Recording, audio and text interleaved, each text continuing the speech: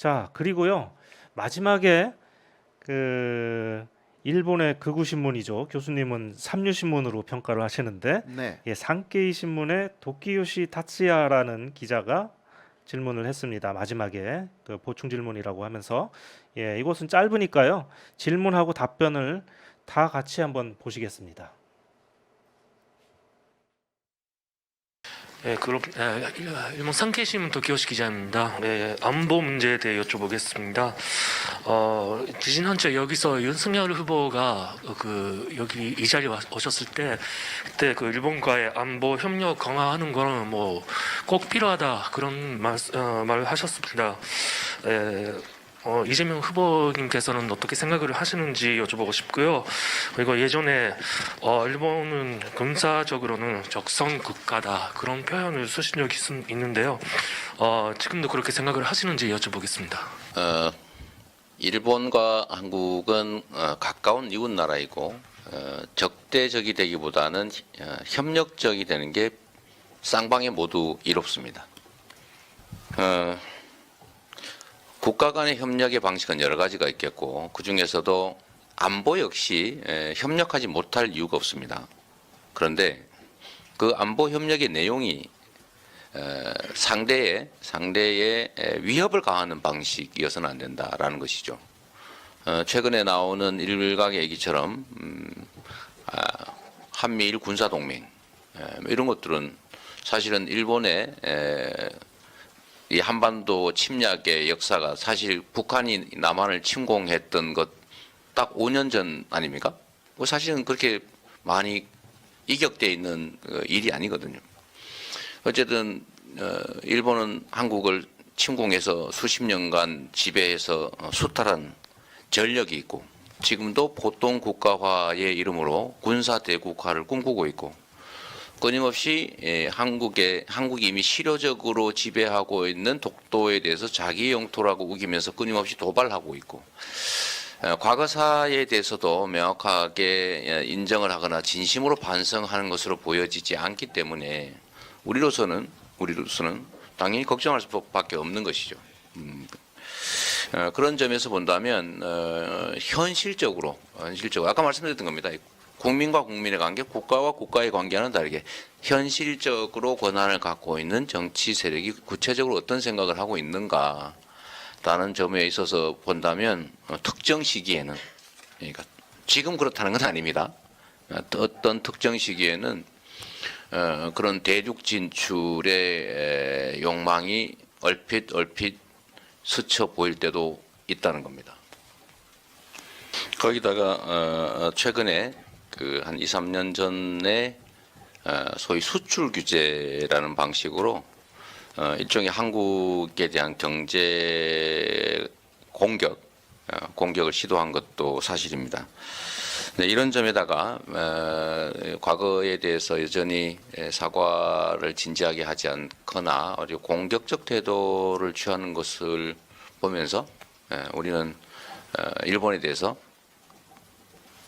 전체적으로는 아니지만 아주 부분적으로는 경각심을 갖지 않기가 어렵다라는 말씀을 이렇게 표현했던 겁니다.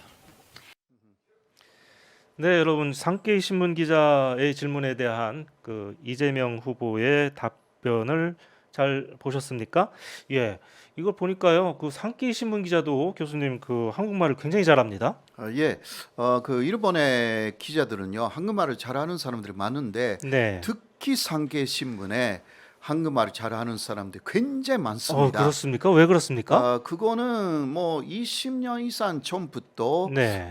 한국에 대해서 뭔가 좀 그 정보를 많이 깨내려고 그런 그 옛날에부터 먼저 한국말을 잘하는 기자를 양성해 나갔던 게 산케이 신문입니다. 그는 목적이 따로 있었죠. 의호가 아니라 예.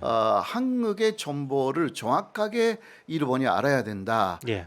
그런 차원이었어요. 예. 네, 그 여러분들이 보셨듯이요, 이 산케이 신문 기자는 그 이 후보한테 그 이재명 후보가 예전에 일본은 군사적으로는 적성 국가다라고 한 그 표현에 대해서 지금도 그렇게 생각하냐라고 이 재확인을 했습니다. 네, 네. 그랬더니 이 후보가 이렇게 얘기했습니다. 과거에 한국을 수십 년간 침공한 전력이 있고 일본이요.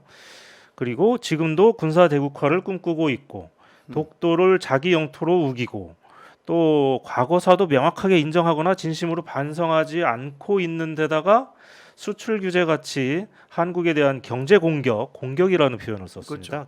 경제 공격을 시도하니까 일본 전체는 아니더라 하더라도 부분적으로는 경각심을 갖지 않을 수가 경각심을 갖지 않기 어렵다라는 것을 이렇게 표현했다라고 네. 이렇게 되받아쳤습니다. 다 정확한 이야기예요. 이게 하나도 틀린 말이 없지 않습니까? 예. 네. 근데 그것을 이렇게 직설적으로 말하는 사람이 많이 없었다는 이야기죠. 네. 아무래도 그 일본 사람들을 그 앞에 두고는 좀 대단히 그 약한 표현을 많이 써왔는데 이재명 후보는 오히려 정확하게 말하고 있기 때문에 네. 일본 쪽에서도 이해하기 쉬울 거예요. 네. 네. 그러니까 뭐 예의라는 측면도 있고 일본 사람 앞에서 이렇게 확실하게 자기 그 우리 측의 입장을 얘기하는 그런 그 일반인도 그렇겠지만 뭐 정치인들도 지금까지 별로 없었다고 생각이 들거든요. 네, 그래서 맞아요. 이 회견이 진행되는 중에 정말 많은 댓글이 올라왔는데 대부분 이 사이다 발언이다. 네. 또 속이 시원하다 이런 네네. 그 내용들이 많았는데 사실 너무나 당연한 말인데 이제 그동안 우리 정치인들 입에서 좀처럼 듣기 어려운 그런 말이기 때문에 이런 반응들이 이렇게 나왔던 것 같습니다. 그렇죠. 계속 그러나 이러한 이재명 후보 같은 사람이 나왔기 때문에 일본 극우 쪽에서는 더 많이 저항하기 시작할 거예요. 그래서요 제가 이 일본 언론들은 과연 이 후보의 기자회견이 끝난 다음에 어떻게 보도했는지 네네. 다 이게 한번 조사를 해봤습니다. 네, 네. 조사를 해봤더니 대부분은 그 한국의 여당 후보가 일본이 먼저 사과해야 한다라고는 식으로 이제 이렇게 말했다고 이렇게 드라이하게 이렇게 보도를 했는데 네. 그 중에 몇 개는 조금 특이한 게 있었습니다. 요미우리 신문은 일본을 적성 국가라고 한 대통령 후보, 한국은 경계심을 갖지 않을 수 없다. 라고 이렇게 네네. 이재명 후보가 말했다라고 이렇게 제목을 그렇게 좀 차별화시켰습니다. 네네. 그래도 적성 국가라고 일본을 그렇게 부른 거에 대해서 좀 신경이 좀 쓰인 것 같습니다. 일본 언론들도. 네. 그리고 이제 특별하게 제가 좀 본 게 마이니치 신문인데요. 네. 여기는 특이하게 기사를 두 번 썼습니다. 처음에는 다른 신문처럼 이재명 후보가 일본이 식민 지배의 반성을 지속한다면 관계를 구축하겠다 이런 제목으로 이제 드라이하게 뽑았었는데 다음 날은 다시 또 기사를 써가지고 대일 자세의 차이가 선명하다 이렇게 하고 강경파인 이 씨, 그러니까 이재명 씨요. 그리고 관계 개선 노리는 윤 씨 이렇게 그 두 후보의 자세를 대비를 시켰어요. 네. 그리고요 기사도 보면 여당 후보 이재명은 일본의 경계심을 보인 반면 야당 후보 윤석열은 관계 개선에 전향적인 자세를 보이고 있다 이렇게 리드가 시작이 됩니다. 네, 예, 네. 누가 봐도 이 윤석열 후보 측에 우호적인 톤으로 기사를 썼죠. 네. 그래서 마이니치 신문은요 제가 알기로는 상대적으로 그래도 일본에선 진보 신문으로 좀 분류가 되는 신문인데 이렇게 일본 신문들도 이 외교 문제, 특히 외교 문제 등 이 국익과 관련이 되면 이 어김없이 이 정부의 스탠스하고 같이 가는 그런 네, 경향이 네. 보이더라고요. 예, 맞습니다. 그러니까 일본의 야당들도 이 부분은 믿을 게 없어요. 입법민주당이라고 해도요. 네, 사실상 외교 문제에서는 일본 자민당하고 아주 크게 다르지 않는 부분들이 나오기 시작할 겁니다. 사실 그 일본 야단층에서도 한국하고 어느 정도 비슷한 이야기를 하는 전단이라고 하면 일본 건산단밖에 없어요. 네네. 그거는 옛날부터 그랬어요. 음, 1945년 이전에도 그랬어요.